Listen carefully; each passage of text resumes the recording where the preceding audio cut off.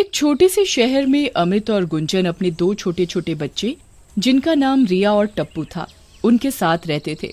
रिया और टप्पू काफी समय से अपनी दादी के गांव नहीं गए थे। तभी एक दिन गांव से अमित की माँ का फोन आता है। अमित बेटा, कैसे हो? हाँ माँ, मैं ठीक हूँ। तुम कैसी हो? और गांव में सब कैसे हैं? बहुत दिन हो गए गांव देखे हुए। मैंने इसीलिए फोन किया है कि तुम्हें और बच्चों को देखे हुए बहुत दिन हो गए। बस तुम गांव आ जाओ। हाँ माँ, मैं कल ही गांव के लिए निकलता हूँ। अमित और बच्चे गांव के लिए निकल जाते हैं और गांव पहुंचकर माँ अमित, गुंजन और बच्चों को देखकर बड़ी खुश होती हैं। आ गए मेरे लाडले बच्चे, कितने दिन हो गए तुम सबको देखे हुए। तुम सब लोग थक गए होंगे, मैं तुम लोगों के लिए खाना लगाती हूँ, फिर तुम लोग आराम करना।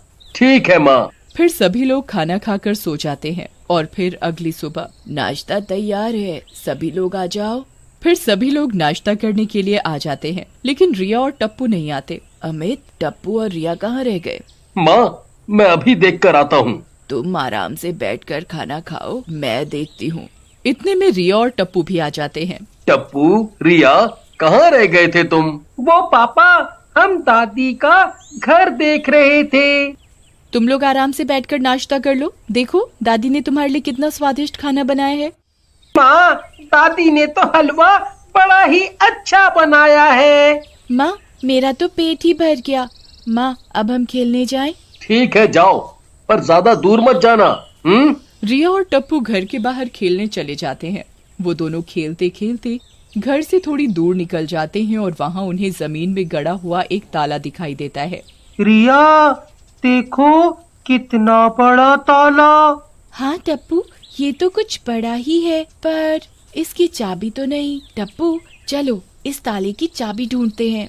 टप्पू और रिया ताले की चाबी ढूंढने लगते हैं। तभी उन्हें उस ताले की चाबी दिखाई देती है। टप्पू, ये देखो चाबी, चलो इसे खोलते हैं। जैसे ही रिया और टप्पू ताले में चाबी लगाते हैं, उसमें से अजीब सी आवाजें आने लगती हैं। आवाज सुनकर रिया और टप्पू डर जाते हैं और वो ताले में चाबी लगी छोड़ देते हैं। फिर ताले से अपने आप आवाजें आनी बंद हो जाती हैं। टप्पू, मुझे ऐसा लगा जैसे ताले में से आवाज आ रही है। मुझे भी ऐसा ही लगा। उधर टप्पू और रिया को खेलने गए बहुत देर हो चुकी होती है, तो माँ अमित से कहती है, अमित, टप्पू और रिया को बड़ी देर हो गई खेलने गए हुए, अभी तक नहीं आए, जाकर देखो कहाँ गए हैं। उन्हें इधर का कुछ भी नहीं पता। ठीक है माँ, हम जाकर देखते हैं। तभी टप्पू और रिया को ढूंढते ढूंढते अमित और गुंजन भी आ जाते हैं।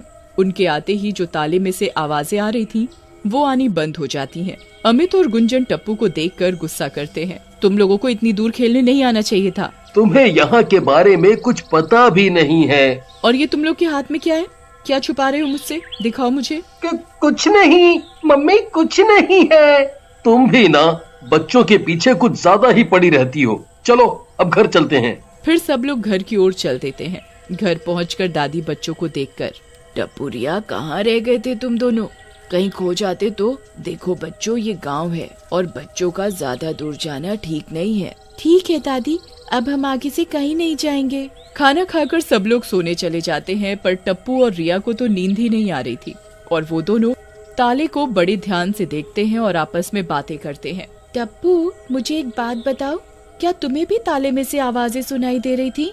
हाँ, मुझे भी ऐसा लगा जैसे ताले में कोई है जो आवाज दे रहा है। चलो इस ताले को खोल कर देखते हैं। जैसे ही टप्पू ताले को खोलता है तो उसमें से बड़ी भयानक आवाजें आने लगती हैं।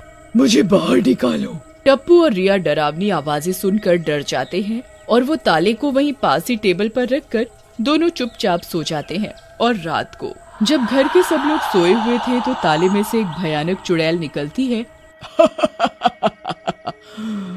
मैं आजाद हो गई, अब मैं सबको मार डालूंगी। फिर चुड़ैल आजाद होकर घर में घूमने लगती है। ये सब लोग तो सोए हुए हैं, मैं इन्हें कैसे मारूं? मैं सोए हुए लोगों को कभी नहीं मारती, मैं इन्हें नहीं मार सकती। चुड़ैल उन लोगों को छोड़कर बाहर गांव की तरफ निकल जाती है और गांव में जाकर देखती है कि एक आदमी खेत की तरफ जा रहा है। मिल गया शिकार, मैं इसे ही मारकर खा जाऊंगी। चुड़ैल उस आदमी के सामने आ जाती है। ज्यादा कहाँ है? बड़े दिनों बाद तो मुझे शिकार मिला है, तुझे तो खाकर अपनी भूख मिटाऊंगी। मुझे जाने दो, मुझे जाने दो, मुझे मत खाओ, छोड़ दो, मुझे छोड़ दो। छोड़ दो तुझे? तुझे तो मैं नहीं छोड़ूंगी, तुझे खाकर तो मैं अपनी भूख शांत करूंगी। फिर चुड़ैल उस आदमी को बड़ी बेरहमी से मारकर उसकी खोपड़ी खा जाती है और फिर वो अपने अगले शिकार को ढूंढने निकल जाती है। थोड़ी ही देर में सुबह भी हो जाती है और चुड़ैल भी गायब हो जाती है। वो चुड़ैल रात में ही अपना शिकार ढूंढती थी, दिन में गायब हो जाती। और अगले दिन जिस आदमी को चुड़ैल ने मारा था, उस आदमी की खबर पूरे गांव में फैल जाती है और उसकी ये खबर दादी तक भी पहुंच जाती है।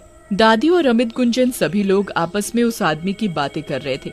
पता नहीं उस बेचारे आदमी को कौन मारकर खा गया।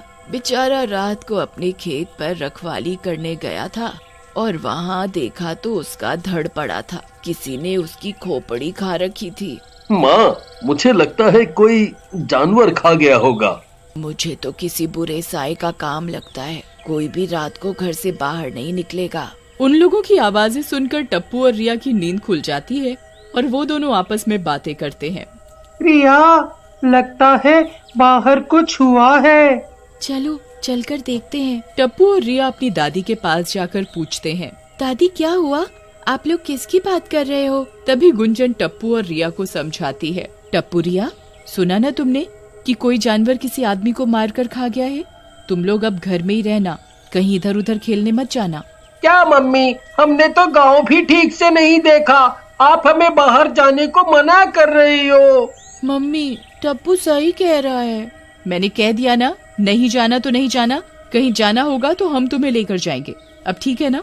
टप्पू और रिया खुश होकर कहते हैं, ठीक है मम्मी। टप्पू और रिया सारा दिन आज घर पर ही खेलते रहे। उन्हें खेलते खेलते शाम हो जाती है। तभी दादी आकर बच्चों से कहती है, बच्चों तैयार हो जाओ, आज पड़ोस में बच्चे का नामकरण है, उन्होंने हम सबको खाने पर बुलाया है, आज तो बड़ा मजा आएगा। फिर सभी लोग पड़ोस में खाने पर चले जाते हैं। उन लोगों को पड़ोस में बहुत देर हो जाती है। दादी उन सब लोगों से वापस अपने घर चलने को कहती हैं। अब हम घर चलते हैं, इतनी रात में घर के बाहर रहना ठीक नहीं। पता नहीं रात को कौन जानवर आदमियों को मारकर उनकी खोपड़ियों को खा रहा है। आप ठीक कह रही हो, इतनी रात में घर से बाहर रहना ठीक नहीं है। आप लोग समय से अपने घर पहुंच जाएं। वो अपने घर जा ही रहे होते हैं तो देखते हैं कि एक भयानक चुड़ैल घूम रही है। सभी लोग चुड़ैल को देखकर बुरी तरह डर जाते हैं और एक घर के पीछे छुपकर चुड़ैल को देखते हैं कि घर के बाहर एक आदमी सोया पड़ा है। ये आदमी तो सोया पड़ा है, मैं इसे नहीं खा सकती। चुड़ैल की ये सब बातें देख दादी और सब लोगों को अजीब लगता है। चुड़ैल ने उस आदमी को कुछ कहा क्यों नहीं?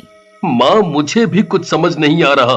तभी दादी बच्चों को समझाती है, बच्चों चुप रहना और कुछ मत बोलना। तभी वो सब लोग देखते हैं कि एक आदमी आ रहा होता है। चुड़ैल उसे पकड़ लेती है और उसे मारकर उसकी खोपड़ी खा जाती है। तभी उसकी नजर दादी और बाकी लोगों पर पड़ती है। मिल गया शिकार, आज तो खूब पेट भरकर खोपड़ियाँ खाऊंगी। मजा ही आ जाएगा। पर सबसे पहले किसे खाऊं? तभी चुड़ैल गुंजन को पकड़ लेती है। छोड़ दो मुझे, मत मारो मुझे, मेरे दो छोटे छोटे बच्चे हैं, मैं मर गई तो इनका क्या होगा? इन बच्चों की वजह से तो मैं आजाद हुई हूँ, इन्होंने ही तो मुझे ताला खोलकर आजाद किया है। यानी तुम ताले में कैद थी? हाँ, अब मैं सबको मार डालूंगी। तभी दादी बच्चों से चुपचाप ताले के बारे में पूछती है। टप्पू और रिया दादी से कहते हैं, दादी ताला तो हमारे पास है। दादी अमित को धीरे से बोलती हैं, मैं इस चुड़ैल का ध्यान भटकाती हूँ, तुम जल्दी से घर से हथौड़ा और गंगा जल लेकर आओ। तभी दादी चुड़ैल का ध्यान भटकाती हैं, इसे छोड़ दो, मुझे खा लो, तुझे तो मैं सबसे बाद में खाऊंगी। दादी चुड़ैल को बातों में फंसा रही थी। इतने में अमित हथौड़ा लेकर आ जाता है और वो हथौड़े से ताला तोड़ने लगता है। अरे तुम ये क्या कर रहे हो? तुमने मुझे धोखा दिया, मैं तुम लोगों को छोड़ूंगी नहीं, इस ताले को मत तोड़ो, मैं मर जाऊंगी। तभी दादी अमित को बोलती है, अमित जल्दी से ताले पर गंगा जल छिड़क। अमित ताले को तोड़कर उस पर गंगा जल छिड़क देता है। मार डालो मुझे, मार डालो मुझे, ओह! और चुड़ैल जलकर भस्म हो जाती है।